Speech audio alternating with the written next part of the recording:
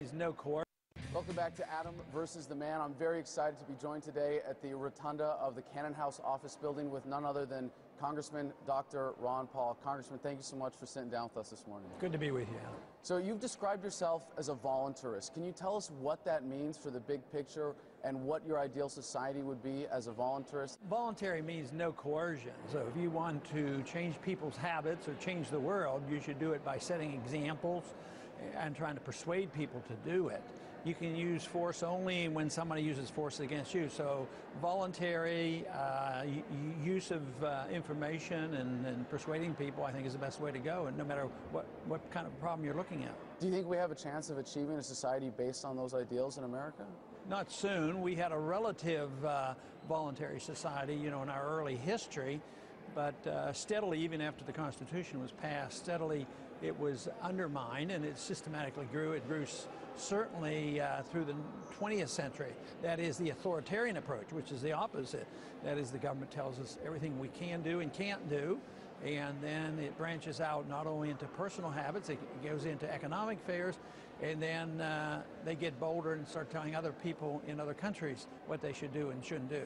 So I think it's been steady in foreign policy. It surely started 100 and some years ago, and Wilson was terrible, and all the presidents have endorsed that principle. And economically, it really came to light during the Depression. They blamed the Depression on capitalism and the gold standard, which was completely false.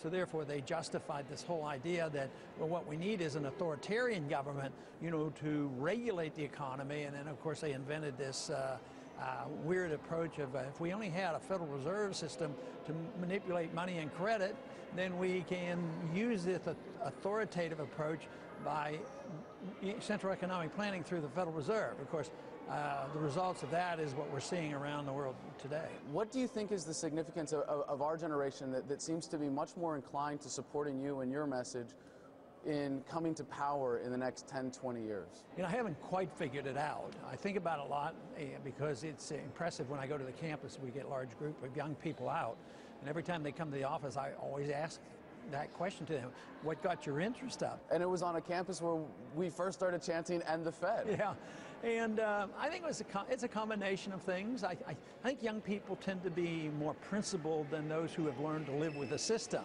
and they like somebody who sticks on principle and has precise answers, and that's attractive to young people. But I think other things has happened too. There's been an educational effort, especially in economics, in the last 10, 15 years, along the lines of the Austrian School of Economics, and Keynesianism now has proven to be a failure. So young people are saying, hey, maybe Keynesianism isn't the correct answer. So I think it's an intellectual thing.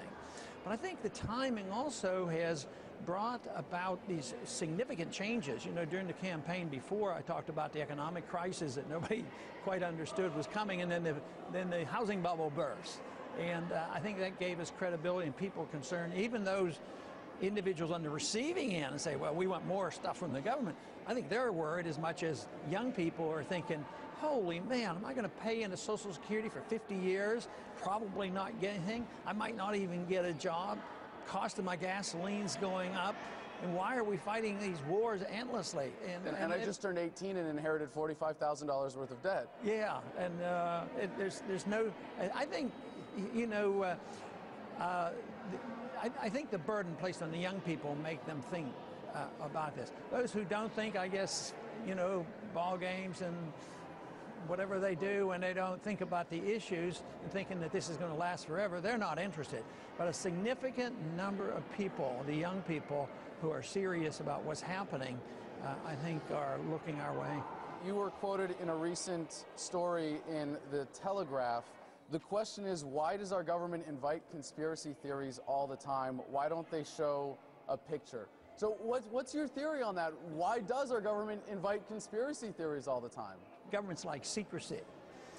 They're not, whether it's the Federal Reserve or our foreign policy, just think how many times we've gone to war by distortion of the evidence, and lie our way into war, whether it was World War, whether it was Vietnam War, or going into Iraq. I mean, they have to, deceive us.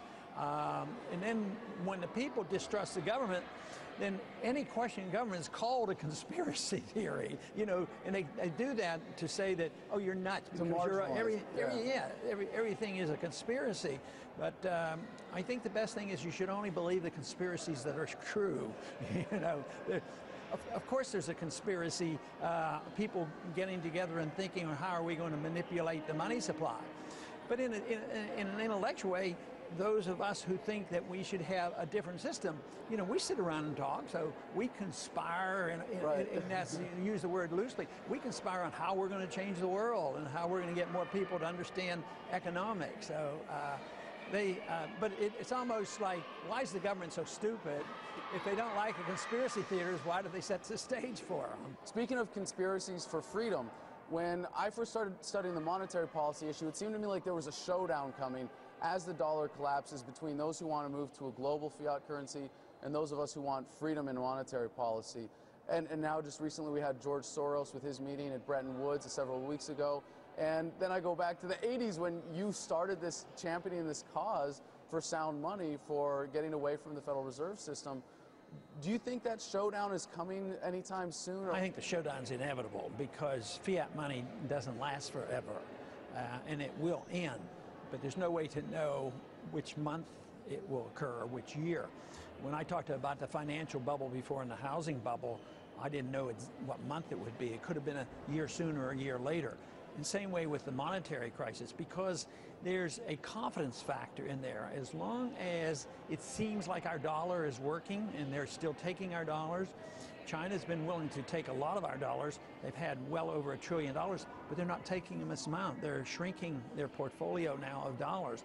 So, but there's no panic, and they shrink their portfolio slowly and quietly because they don't want to panic. Because if you panic out of the dollar crashes. But I think eventually there will come. The end stages of a currency goes rapidly.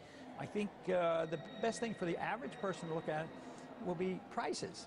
Whether their grocery shopping is getting too expensive and how much it costs to fill their tank of gas up, how much it costs for their medical care and transportation. These are the kind of things, and when it starts to lower their standard of living because their salaries can't keep up, that is the beginning of a serious crisis. I think we're there. Mm-hmm. Now, how rapidly it will move in the next 12 months or so, I can't say that, but my guess is that by November next year, the main topic won't be bin Laden. The main topic is going to be how come I'm getting poorer and poorer, and why did Wall Street rip us off because they were too big to fail, and why do they continue to make huge profits at the same time unemployment stays very high and the people who lost their houses haven't gotten their houses back again. I think that'll still be the major issue next year. Okay, so moving on to the campaign, you're technically still in exploratory mode, right, but you're going to be at the presidential debate tomorrow night in South Carolina. Do you ever get tired of explaining to neocons that you're sharing the stage with the difference between a non-interventionist foreign policy and why an interventionist foreign policy is contrary to the ideals of freedom? Well, I don't get tired of it because I anticipate it's going to take a long time. Somebody said you have to repeat the truth many, many times before it'll be accepted. But their ears are opening now, more so. I think already I notice a difference, that there are better questions. They're paying more attention to the economic theories and the foreign policy of the freedom movement. And I think that is very, very beneficial. So our numbers are growing by leaps and bounds. Not only do we spread our message over the internet, but also many television programs, and even the mainstream media now is starting to ask the right questions. No, it's amazing how much you were disrespected in the 08 campaign, and now at least you're getting taken much more seriously in the mainstream media. It's very exciting to see, but still left out of so many presidential polls. It's frustrating. At the same time, there's still those that are trying to deny you that place of contention. But as president, you've in the past been very supportive of ending the war on drugs. It doesn't have a basis in the Constitution, but if you take office as president, you're going to be presiding over a system where there are hundreds of thousands of people in jail for nonviolent crimes, for drug-related issues, many of them for marijuana possession.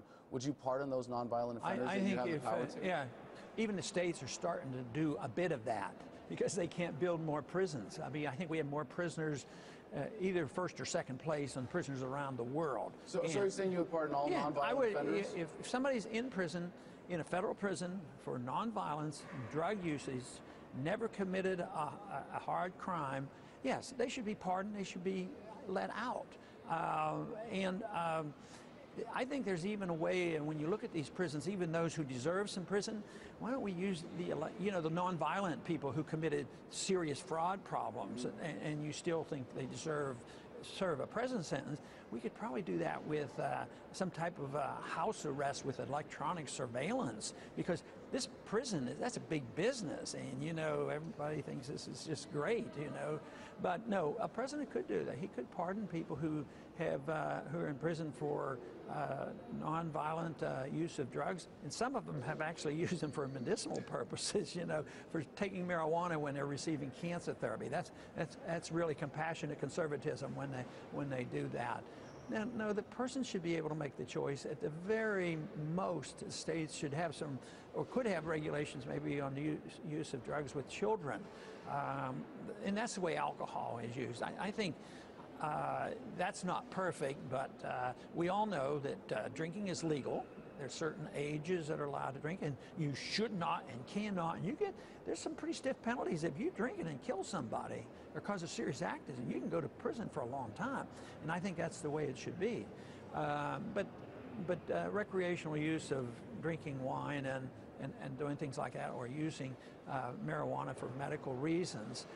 This is I think it's a great example to talk about nullification, because in a way California is nullifying federal court. Nullifying federal law by getting out with their medical marijuana program. They're getting out. So the left should be as enthusiastic about nullification as their right. In general. So often if you're for states' rights and if you're for nullification, you're a racist.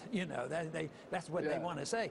But if the left wants to use it, which they do in California, and the left a lot of times will use the regulatory system, because too often conservative Republicans like national regulations, so they only have to lobby Washington and not all the different states for their regulations that may protect them. So they don't like that. So a lot of times I've heard liberals on the House floor, ridicule the right and say, I thought you guys were for states' rights, and they'll say what we need is state regulation when they're tougher than the federal government. I mean, a libertarian might argue against the regulations they're talking about, but that principle should be endorsed by both